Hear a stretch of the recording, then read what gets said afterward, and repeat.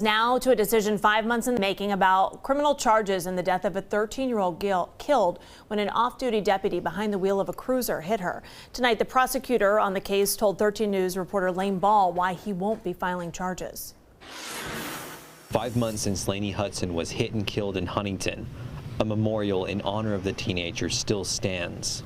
The intersection at 31st Street and 5th Avenue has been the scene of protests and calls for the arrest of the then off-duty Cabell County deputy who was behind the wheel on December 30th when he hit and killed Lainey.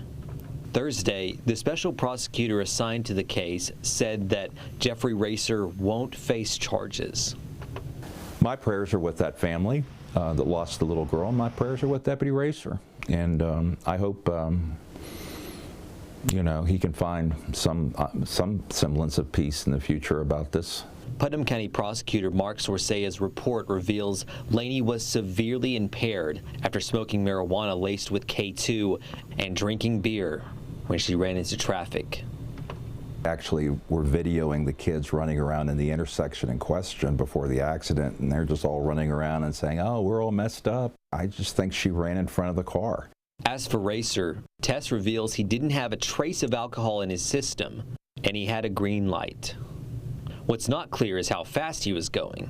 The cruiser's black box came back inconclusive. Sorsaia says investigators cannot eliminate the possibility he was speeding, but it still wouldn't justify a negligent homicide charge.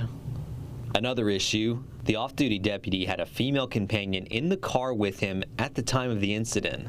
He was basically taking the car from his house to her house, so he was going to spend the night at her house and get up the next morning and go to work. And I think, as in the law enforcement circles, that's somewhat considered a legitimate reason to have a civilian in your car. It's obviously not something that we want. Hudson's family says the decision did not come as a surprise. Despite our disappointment about the special prosecutor's decision, we remain steadfast in our pursuit of justice.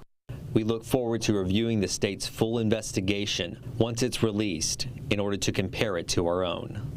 Reporting in Huntington, Lane Ball, 13 News.